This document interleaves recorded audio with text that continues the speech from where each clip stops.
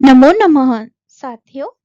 आज हम सांगकेन अरुणाचल प्रदेश का जल उत्सव वीणा कक्षा 5 का पाठ 4 पढ़ेंगे। बच्चों, क्या आपने रंगों के बजाय जल से होली खेली है? ओके, अच्छा। अगर खेली है तो वे कौन कौन से प्रदेश है जहां पर इस तरह की होली मस्ती भरा खेल उत्सव त्योहार मनाया जाता है? लगभग भारत के हर प्रदेश में ही किसी न किसी रूप में ऐसा त्योहार मनाया जाता है। मेरा अगला प्रश्न है, होली कब और क्यों मनाई जाती है? जी, होली अंग्रेजी के महीने के हिसाब से देखें तो मार्च में, और हिंदी के महीने फागुन मास की पूर्णिमा के अगले दिन, पूर्णिमा को हम पूजा करते हैं होलिका दहन, और पूर्णिमा के अगले दिन हम रंग भरी होली खेलते हैं। ओके। सांगकेन में लोग एक दूसरे पर जल डालते हैं, तो होली के त्योहार पे भी एक दूसरे को जल और साथ साथ रंगों से सराबोर कर देते हैं। आपके प्रदेश में होली कब और कैसे मनाई जाती है, पता करिएगा। पाठ का उद्देश्य है संस्कृति का परिचय देना। प्रदेश की समृद्ध संस्कृति, जीवन शैली और प्राकृतिक सौंदर्य से परिचित होना। सांगकेन का महत्व, नववर्ष के आगमन और जल उत्सव। सांगकेन की विशिष्ट परंपराओं को समझना और सामाजिक मूल्यों से परिचित कराना। प्रेम, भाईचारा, बड़ों का सम्मान और प्रकृति प्रेम की भावना का विकास करना इस पाठ के उद्देश्य हैं।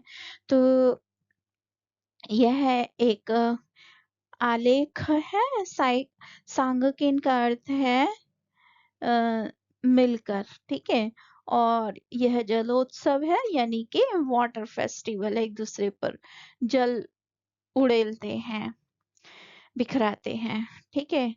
और इसके जो है जलोत्सव सामूहिक रूप से मनाया जाता है। वर्षा ऋतु के आगमन पर लोग मिलकर उत्सव मनाते हैं। जल को जीवन का आधार माना गया है, ठीक है। प्रकृति, जल और मानव तीनों का संतुलन आवश्यक है, यह इस पाठ के माध्यम से समझाया गया है। संस्कृत निष्ठ, सरल, स्पष्ट, बोधगम्य इस पाठ की शैली है। वर्णनात्मक है और प्रेरणास्पद है। संवादात्मक, व्याख्यात्मक जो कीवर्ड्स हैं इस पाठ के, वह इसमें है सांगकेन, जलोत्सव, सहयोग, संरक्षण, संकल्प, प्रकृति, समृद्धि, एकता आदि। पाठ का सार क्या है? यह पाठ अरुणाचल प्रदेश के चौखाम में मनाए जाने वाले सांगकेन उत्सव का बहुत ही सुंदर और जीवंत वर्णन करता है। कहानी वल्लरी के माध्यम से आगे बढ़ती है, जो दिल्ली की भीड़ भाड़ से दूर अपने पिता के पास चौखाम आई है। वहाँ का वातावरण दिल्ली के शोर शराबे के विपरीत अत्यंत शांत, हरा भरा और फूलों की खुशबू से महकता हुआ है। सांगकेन अरुणाचल प्रदेश का नववर्ष उत्सव है, जो 3 दिनों तक बड़े उत्साह के साथ मनाया जाता है। उत्सव के दौरान भगवान बुद्ध और उनके शिष्यों की स्मूर्तियों की एक भव्य शोभा यात्रा निकाली जाती है। लोग नाचते गाते हुए इन मूर्तियों को पालकियों में लेकर नदी किनारे बने एक विशेष मंदिर तक जाते हैं। यह मंदिर कलात्मक रूप से बांस की खपच्चियों और असली ताजे फूलों से सजाया जाता है, जो इसकी सादगी और सुंदरता को बढ़ाता है। उत्सव की सबसे रोमांचक बात यह है कि लोग एक दूसरे पर बाल्टियां भर भर कर पानी डालते हैं और चेहरे पर चावल का आटा लगाते हैं। यह दृश्य वल्लरी को होली के त्योहार की याद दिलाता है। इन 3 दिनों में लोग अपने बड़ों के घर जाकर उन्हें प्रणाम करते हैं, आशीर्वाद लेते हैं और विभिन्न प्रकार के स्वादिष्ट पकवानों का लुत्फ लेते हैं। उत्सव के अंतिम दिन बौद्ध भिक्खु जिन्हें हम कहते हैं, मंत्रोच्चार के साथ मूर्तियों को पुनः बौद्ध विहार में स्थापित करते हैं। वे सभी को अच्छी खेती, उत्तम स्वास्थ्य और आपसी मिलनसारता का आशीर्वाद देते हैं। यह पाठ हमें सिखाता है कि त्योहार चाहे कहीं का भी हो, आपसी भाईचारे, खुशी और नई शुरुआत का वह संदेश देता है। अब क्यों ना हम पूरा पाठ ही पढ़ लेते हैं, तो और समझ में इसके तथ्य आ जाएंगे। अरुणाचल प्रदेश किधर है? जी, पूर्वोत्तर भारत का महत्वपूर्ण हिस्सा है। अरुणाचल प्रदेश में चौखाम के मंडल कार्यालय में बल्लेरी के पिताजी एक अधिकारी हैं। इस बार उन्होंने दिल्ली से अपने परिवार को भी अपने पास बुला लिया है। कहाँ दिल्ली की भीड़ भरी सड़कें, तो हॉर्न बजाती हुई कारें, बसें, आदमियों की लंबी लंबी कतारें, और कहाँ चौखाम का खुला और शांत वातावरण। जिधर देखो हरियाली ही हरियाली और फूल ही फूल। यहाँ के लोगों के मुखों पर सदैव मुस्कान बनी रहती है। एक दिन वल्लरी को उसके मित्र चाउतान ने अपने घर बुलाया। वल्लरी अपने पिताजी के साथ चाउतान के घर गई। उस समय चाउतान के पिताजी घर की सफाई कर रहे थे और वल्लरी और उसके पिताजी को देखकर उन्होंने सफाई का काम छोड़ दिया और उन दोनों का स्वागत किया। चावतान की माताजी कई प्रकार के पकवान ले आई। ये पकवान बहुत स्वादिष्ट थे। बलरी और उसके पिताजी पकवान खाने लगे। तभी बलरी ने देखा कि सड़क पर एक शोभा यात्रा निकल रही है। शोभा यात्रा में बहुत से लोग थे। कुछ लोगों के कंधों पर पालकियां थी, डोली, यानी कि इन पालकियों में बड़ी बड़ी और सुंदर सुंदर मूर्तियां रखी हुई थी। शोभा यात्रा में सब लोग नाचते गाते हुए जा रहे थे। लोगों में बहुत उत्साह था। बलरी ने चावतान से पूछा, वे लोग कहाँ जा रहे हैं और बहुत प्रसन्न दिख रहे हैं। चावतान ने बताया, अभी 1-2 दिन पहले ही हमारे गांव के लोगों ने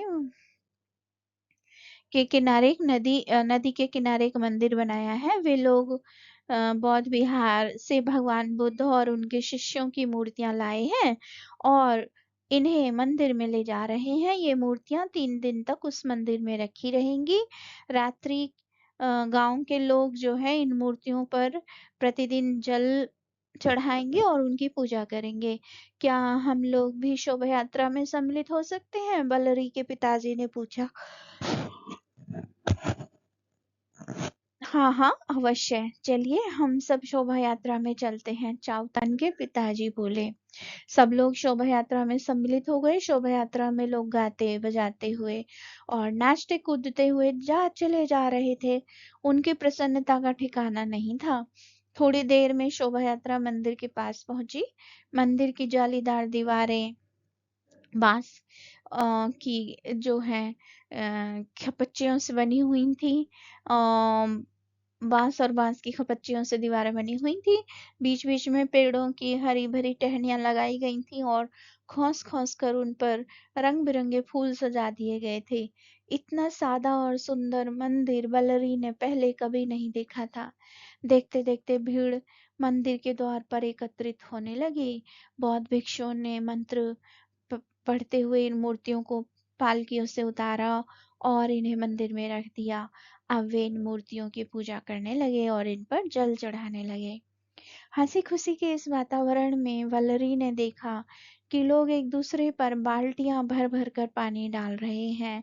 वे एक दूसरे के चेहरों पर चावल का आटा भी लगा रहे हैं। वल्लरी को होली की याद आ गई। उसने चावतान से कहा, चावतान भाई, लगता है कि लोग होली का त्योहार मना रहे हैं। चावतान बोला, तुम्हें मालूम नहीं, आज हमारे यहाँ सांगकीन का त्योहार है। आज से हमारा नया वर्ष आरंभ होता है। वल्लरी ने बताया कि हमारे यहाँ भी होली से ही नया वर्ष आरंभ होता है। होली के दिन हम लोग भी एक दूसरे के ऊपर रंगीन पानी फेंकते हैं और मुंह पर गुलाल लगाते हैं। होली के दूसरे दिन लोग एक दूसरे से मिलने जाते हैं। उस दिन लोग घरों में कई प्रकार की मिठाइयाँ और नमकीन बनाते हैं और अतिथियों का स्वागत करते हैं। चाउतान ने बताया, आज शाम को हम लोग भी ताऊ जी के यहाँ जाएंगे। हमारी ताई जी ने भी विभिन्न प्रकार के पकवान बनाए होंगे। हम उन्हें प्रणाम करेंगे, वे हमें आशीर्वाद देंगे। कल मेरी बुआ जी और मेरे फूफा जी भी हमारे यहाँ आएंगे। इतने में किसी ने बलरी और उसके पिताजी पर एक बाल्टी पानी डाल दिया। वे भीग गए। फिर तो लोग बहुत देर तक एक दूसरे पर पानी डालते रहे और सांगकीन मनाते रहे। 3 दिन तक इसी तरह सांगकीन मनाया जाता है। चाउतन ने बताया, तीसरे दिन बौद्ध भिक्षु इन मूर्तियों को पुनः पालकियों में रखकर बौद्ध विहार ले जाएंगे। जहाँ वे मंत्र पढ़ कर इन मूर्तियों को इनके स्थान पर रख देंगे। चाओतान के पिताजी ने बताया, गांव के लोग फिर बौद्ध विहार जाएंगे और भिक्षुओं को बार-बार दंडवत प्रणाम करेंगे। दंडवत लेट कर जो प्रणाम करते हैं, झुक कर एकदम। भिक्षु लोग हमें आशीर्वाद देंगे और वे क्या कहेंगे आशीर्वाद में?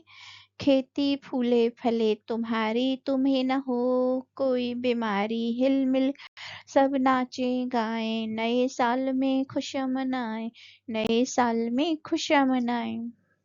अब वही पाठ का निष्कर्ष क्या निकला? कहाँ दिल्ली की भीड़ और कहाँ चौखाम की शांति, है ना? बल्लरी का ये नया अनुभव है। शोभा यात्रा का उल्लास पता चलता है पाठ से कि गांव के लोग नाचते गाते और वाद्य यंत्र बजाते हुए निकले। लोगों के कंधे पर सुंदर पालकियां थीं, है ना? और वो बौद्ध मूर्तियों को मंदिर में ले जाते हैं जहाँ वे जल चढ़ाएंगे और पूजा करेंगे। बांस और फूलों का सादा मंदिर, जालीदार दीवारें। वो सादा मंदिर कैसे है? उसकी बांस की खपच्चियों से बनी हुई है। सजावट कैसी है? हरी भरी टहनियाँ, रंग बिरंगे ताजे फूल। नदी के सुंदर किनारे पर है ये। इतना सादा और सुंदर मंदिर बल्लरी ने पहले कभी नहीं देखा था। जल की फुहारें और सांग की इनकी मस्ती है। फिर लोगों का एक दूसरे पर बाल्टियां भर भर कर स्वच्छ पानी डालना, चेहरों पर प्यार से चावल का आटा लगाना। बल्लरी को यह सब देखकर उस अपने शहर की होली याद आ गई। अरुणाचल का नया साल, तुम्हें मालूम नहीं आज हमारे यहाँ सांगकेन का त्योहार है। आज से हमारा नया वर्ष आरंभ होता है। चाउतान कहता है, सांगकेन नव वर्ष का स्वागत। होली होली नववर्ष का स्वागत दिल्ली और अन्य राज्यों में भी होता है। आदर, आशीर्वाद और पकवान के त्योहार है। बड़ों का सम्मान, प्रणाम और आशीर्वाद स्वादिष्ट दावत है। तीसरे दिन का समापन कैसे हुआ? 3 दिन बाद बौद्ध भिक्खु मूर्तियों को पुनः पालकियों में रखकर बौद्ध विहार ले जाते हैं। मंत्रोच्चार के साथ मूर्तियों को उनके मूल स्थान पर रखा जाता है। खेती फूले फले तुम्हारी, तुम्हें न हो कोई बीमारी, हिल मिल कर सब नाचे गाए, नए साल में खुशियां मनाएं, ये आशीर्वाद वे भिक्षु देते हैं। आइए जानते हैं हमने क्या सीखा। तो इसके बहुविकल्पी प्रश्न हैं। सांकेन क्यों मनाया जाता है? नव वर्ष में प्रारंभ होने के उपलक्ष्य में। भगवान बुद्ध का मंदिर कहाँ बना हुआ था? नदी के किनारे। लोग एक दूसरे पर पानी क्यों डाल रहे थे? क्योंकि वे सांकेन जलोत्सव मना रहे थे। ठीक है, तो सांकेन क्यों मनाया जाता है? भाई नववर्ष होने के उपलक्ष्य में। अब यहाँ के लोगों के मुखों पर सदैव मुस्कान बनी रहती है। इस वाक्य का क्या अर्थ है? इसका अर्थ है कि यहाँ के लोग सदैव प्रश्न रहते हैं। अब सोचिए और बताइए। सांकेन मनाते समय बल्लरी को होली की क्यों याद आई? क्योंकि सांकेन में भी होली की तरह लोग एक दूसरे पर पानी डालते हैं और खुशियां मनाते हैं। मंदिर की सजावट कैसे की गई थी? बांस की खपच्चियों की जालीदार दीवारों, भरी टहनियां और ताजे रंग बिरंगे फूलों से। अब इसके अगले प्रश्न है कि त्योहारों पर घरों में कई प्रकार की मिठाइयाँ और नमकीन बनाई जाती है। आपको कौन सी मिठाइयाँ नमकीन अच्छी लगती हैं? तो ये आपको खुद ही लिखना है, क्योंकि आपसे पूछा गया है। होली पर गुजिया, गुलाब जामुन, मठरी, दही बड़े इत्यादि मनाते हैं। आप कौन से त्योहार मनाते हैं? उनमें और सांकेन में कौन कौन सी समानताएं हैं? भाई आप रक्षाबंधन मनाते हैं, है ना? आप जो है दिवाली मनाते हैं, होली मनाते हैं। अंतर लिखो फिर उनमें क्या है। आप नया वर्ष कब और कैसे मनाते हैं? तो नया वर्ष 1 जनवरी को इंग्लिश का होता है और 1 अप्रैल से हिंदी का होता है। जो जानकारी है वो अपने हिसाब से लिखिएगा। फिर सांकिन का त्योहार मनाते समय बल्लरी को होली की याद क्यों आई? पढ़ो, समझो और लिखो। ये पाठ के समानार्थी हैं। मित्र, नदी, तट, त्योहार। फिर वचन बदलकर ये पाठाभ्यास के प्रश्न हैं। इस पाठ में आपको सबसे अच्छा क्या लगा और क्यों? कि आपको अपनी समझ से लिखना है। अगर मुझे मेरी टीचर ने कहा होता तो मैं कहती, इस पाठ में मुझे सांकेन की शोभा यात्रा और जल के साथ खेलने का तरीका सबसे अच्छा लगा। इसका कारण यह है कि यह उत्सव ऊंच नीच के भेदभाव को भुलाकर सबको एक साथ मिलकर खुशी मनाने और प्रकृति का सम्मान करने की प्रेरणा देता है। बांस, हरी भरी शाखा और रंग बिरंगे फूलों से सजे वो बौद्ध विहार देखिए। अब ये आरटीसी है, आप इसे पढ़िए, समझिए, सॉल्व करिए।